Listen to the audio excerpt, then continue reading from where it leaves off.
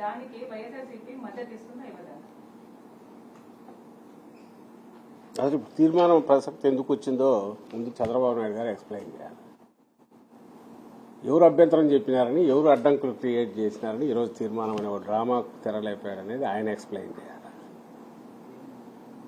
ఈరోజు ఇప్పుడు what ever that is happening ఈరోజు జరుగుతున్నదైనా 14లో ఆ రోజు 2014లో ఫస్ట్ చంద్రబాబు నాయుడు గారు వచ్చి మొదలుపెట్టినప్పుడైనా ఆయన ఒక అడుగు ముందుకు వేయడమే రాజధాని కట్టడము, ఓ శాశ్వత రాజధానికి సరైన పద్ధతిలో పునాది వేసి ముందుకు తీసుకెళ్లడము, త్వరగా దాన్ని పూర్తి చేసి అందుబాటులోకి తీసుకురావాలనే ఆలోచన కాకుండా అది ఒక శాశ్వత కామధేనువులాగానో తన దోపిడీకి ఒక సాధనంగానో ఆయన ఎంచుకున్నాడనేది 2014 తర్వాత ఆయన ఎప్పుడైతే ఇటువైపు అక్కడి నుంచి హడావుడిగా వచ్చేసిన తర్వాత మొదలుపెట్టిన ఒక నాటకంతోనే అవన్నీ బయట తెలుస్తూ వచ్చాయి. అది తర్వాత అదే ప్రూవ్ అయింది. అందుకే 2014-19 మధ్య ఏం చేశాడు అంటే 1000 ఎకరాల ల్యాండ్ పూలింగ్ అనే కొత్తది తీసుకొచ్చేసి హద్దులన్నీ చెరిపేసి సచివాలయము, అసెంబ్లీ అనేటివి కట్టినవి ఏదైతే ఉన్నాయో అవి మళ్ళీ తాత్కాలికం అంటూ వాటిని పక్కన పెట్టి ఇది కాదు నేను శాశ్వతంగా ఇంకోటి చేస్తానని మళ్ళీ ఒకటి మొదలుపెట్టి ఈ మొత్తం దానికి అసలు జస్ట్ రోడ్లు ఇన్ఫ్రాస్ట్రక్చర్ పూర్తి చేయడానికి ఎకరాకు 2 లక్షలు కావాలి. ఎకరాకు అని ఉద్దేశం తీసుకొస్తే అప్పటికే అది 2 లక్షల కోట్లుగా కనపడిన నేపథ్యంలో ఖర్చు పెట్టింది ఎంత అంటే 14-19 మధ్య 5,000 కోట్లు ఖర్చు పెట్టాడు. ఇది 5 ఏళ్లలో ఆయన చేసింది. ఆ దీంట్లో నుంచి పుట్టుకొచ్చిన ఇదే నువ్వు లక్షల కోట్లు నువ్వు ఇన్ఫ్రాస్ట్రక్చర్కే 2 లక్షల కోట్లు అని ఇప్పుడంటే నువ్వు 5 ఏళ్లలో చేసింది ఏంటంటే 2 తాత్కాలిక వర్షం 1 సెంటీమీటర్ వర్షం పడితే నీళ్లు గారే తాత్కాలిక సచివాలయం, తాత్కాలిక అసెంబ్లీ నువ్వు కట్టే చేతులు దొరుకుతుంటే ఇంకా అది నువ్వు కట్టి పూర్తి అయ్యేసరికి ఎక్కడో తీసుకెళ్లి మధ్యలో పెట్టేసినాక దాని రోడ్డు కనెక్టివిటీ ఇది రావాలంటే ఎంత పూర్తయితే ఎన్ని లక్షల కోట్లు రావాలి. ప్లస్ వీటికి సంబంధించి నువ్వు మొదలు పెట్టిన ఏదైతే ఈ అవినీతి యజ్ఞం ఏదైతే ఉందో ఓ భ్రమ క్రియేట్ చేయడం ద్వారా క్రియేట్ చేసి ఒక పక్క ఒక అవినీతి యజ్ఞం మొదలు పెట్టావు. దానికి రాష్ట్రం సమిధ కావాలన్నా, రాష్ట్ర ప్రజలు సమిధలు కావాలన్నా?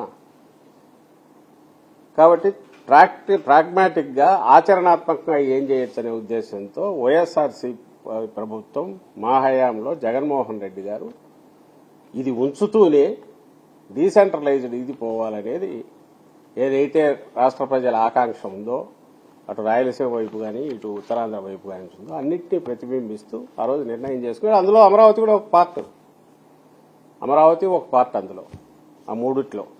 So that is history. ఇప్పుడు ఈరోజు మీరు అడుగుతున్న దానికి కూడా నేపథ్యం అదే అనేది అందరికీ తెలుసు ఎందుకు వచ్చింది.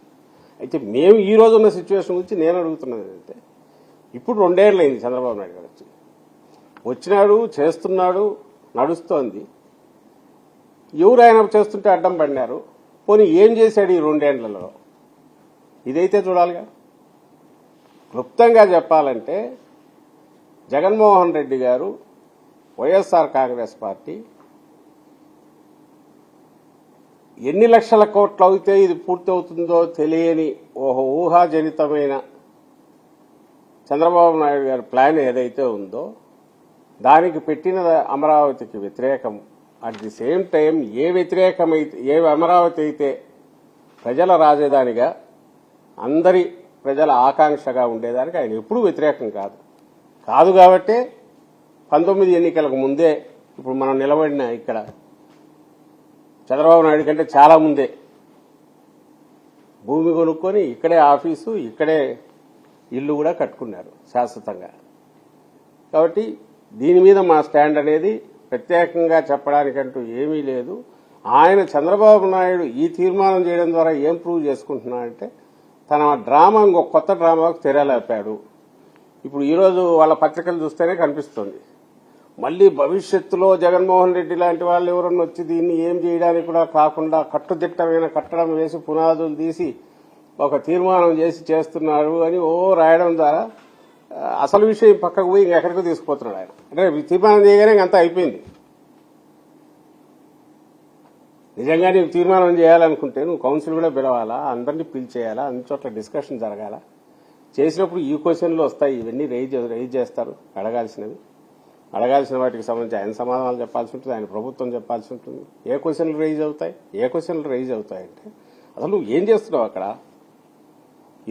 ఆ రోజు 5 ఏళ్ళు కొట్టేసావు, 5,000 కోట్లు అది ఎక్కడికి పోయిందో, డ్రైన్ అవుట్ అయిందో, ఏమైందో చేశారు. డ్రైన్ అవుట్ అయిందనే కనపడుతుంది. ఎందుకంటే ఆ రోజు చేసిన తాత్కాలిక కన్స్ట్రక్షన్స్ పేరు మీద చేసిన చంద్రబాబు నాయుడు గారు చేసిన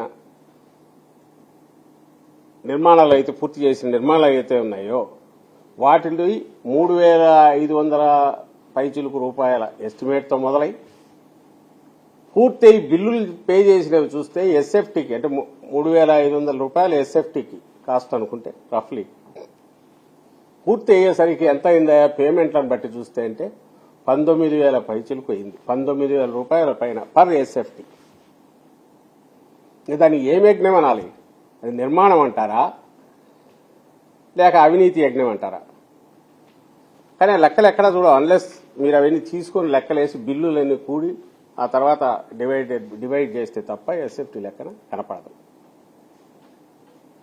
సో 14-19 మధ్య ఆయన దేనిగా చూశారో అప్పట్లో ఆయన మోడీ గారి మాటల్లో చెప్పాలంటే పోలవరం ఆయనకు ఏటీఎం అంటే పోలవరం ఏటీఎం అయితే ఇది ఏటీఎం అనాలో దీన్ని ఏమనాలో తెలియదు. ఇది ఎలాంటి ఫిక్స్డ్ డిపాజిట్ అనాలో పర్మనెంట్ ఈయన దోపిడీకి మార్గం చూపే ఒక దాన్ని కామధేను అనాలన్నా ఏమనాలో మరి తెలియదు ఎవరికి. చంద్రబాబు నాయుడు ఇట్లా చేయి జాపితే ఇట్లా వచ్చేటట్టు కోట్లు వచ్చేటట్టు ఉండే సాధనం కింద ఆయన అమరావతిని ట్రీట్ చేశాడానికి ఆ రోజు ఎగ్జాంపుల్లోనే కనపడుతుంది. ఈ రోజు ఏం చేశాడు మళ్ళీ ఇప్పుడు ఈ 2 ఏళ్లలో? ఒక్కటే అడుగుతున్నాం, ఏదన్నా ఒక కొత్త ఏదన్నా దీంట్లో వచ్చింది? కొత్త ప్లాన్ కోసం మళ్ళీ 400 కోట్లు ఈ మధ్య చదివించుకుంటున్నాడు అనేది డిజైన్ కోసం అని చెప్పి 400 కోట్లు ఇస్తున్నాడంట. ఇప్పుడు అప్పుడు ఇచ్చిన డిజైన్లు ఏమినాయి? ఆ డిజైన్లు ఏంది, ఈ డిజైన్లు ఏంది? అసలు డిజైన్ల పేరు ఎన్ని వేల కోట్లు ఖర్చు అవుతుంది తెలియదు. అలాగే బిల్డింగులకు సంబంధించి ఆ రోజు ఏవైతే పునాదులు తీసి ఆగినాయో అవి ఈ కొత్త ప్రభుత్వం వచ్చాక ఎవ్వరు అడగకుండానే వాటిని రద్దు చేసి చంద్రబాబు నాయుడు గారు మళ్లీ టెండర్లు పిలిచారు. పిలిచి ప్రతి టెండర్ కూడా 5% సీలింగ్ కాబట్టి, ఎందుకంటే 5% పైన వేస్తే టెండర్ క్యాన్సిల్ అయ్యి మళ్లీ పిలవాలి కాబట్టి 4.85% ఎక్సెస్తో మళ్లీ వాళ్లే టెండర్. దాదాపు 90% నాకు తెలిసి సేమ్ అర్లియర్ కాంట్రాక్టర్స్కే వాళ్ళకే అలొకేషన్. ఈసారి యావరేజ్ రేట్ ఎంత ఎస్ఎఫ్టీకి? వీళ్ల దీని ప్రకారం 11,000 12,000 ఎంతో పడుతుంది.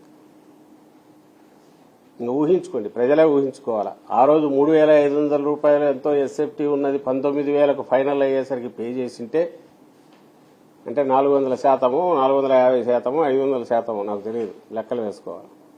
మరి ఇప్పుడు ఈరోజు 11,000 12,000 ఆవరేజ్ దాని మీద వేస్తున్న ఎస్ఎఫ్టీ కాస్ట్ పూర్తి అంటూ అయితే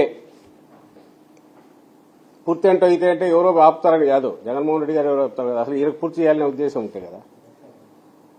అది ఎన్ని వేల రూపాయలకు పోతుంది? నాకు తెలిసి 50,000 60,000 రూపాయలకు పోతుంది ఎస్ఎఫ్టీ. ప్రపంచంలో ఎక్కడైనా ఉందా ఇది? అసలు దీనికి ఆన్సరబిలిటీ, జవాబుదారీతనం ఉందా? దీన్ని చూస్తే భయం వేస్తుంది. అమరావతి అంటే భయం కాదు, దీన్ని చూస్తే భయం వేస్తుంది. నువ్వు అమరావతి పేరుతో చేసే దోపిడీని చూస్తే, అమరావతి పేరుతో శాశ్వతంగా ఒక వనరు కింద, దోపిడీ వనరు కింద చంద్రబాబు నాయుడు గారు క్రియేట్ చేసుకున్న విధానం ఏదైతే ఉందో దాన్ని చూస్తే ఎవరికైనా భయం వేస్తుంది. ఎందుకంటే రాష్ట్రం మొత్తం దీంట్లో ఇదే అవుతుంది, బలి అవుతుంది. రాష్ట్ర ప్రయోజనాలు కాదు, రాష్ట్రమే. ఈ ఊబి ఎక్కడికి పోతుందో తెలియదు. అక్కడ పునాదులు ఎట్లయితే ఎన్ని వందల మీటర్లు పోయి పైల్ ఫౌండేషన్ వేస్తే తప్ప నిలబడదో, ఈ అవినీతి ఊబి అనేది చంద్రబాబు నాయుడు గారు క్రియేట్ చేసింది ఎంతవరకు పోతుందో తెలియదు. దీనికి సంబంధించి ఏమైనా ఒక్క డీటెయిల్ బయటకు వస్తుందా? మా వాళ్ళ ఆర్టీఐ కింద ఎన్ని అప్లికేషన్లు పెట్టినా సమాధానం అయితే రావట్లా. నీకు నిజంగా ఏమి దీంట్లో లేకపోతే ఎందుకు ట్రాన్స్పరెంట్ గా ఓపెన్ గా అన్ని బయట పెట్టాడు? ఈ రోజు కంటున్నారు ఇప్పుడు బిల్డింగ్ ఏదో మొదలు పెట్టారు కానీ డ్రైనేజీలు కానీ దానికి ఏమీ లేవని. మళ్ళీ దానికి సపరేట్ ఏమైనా వేస్తారేమో తెలియదు.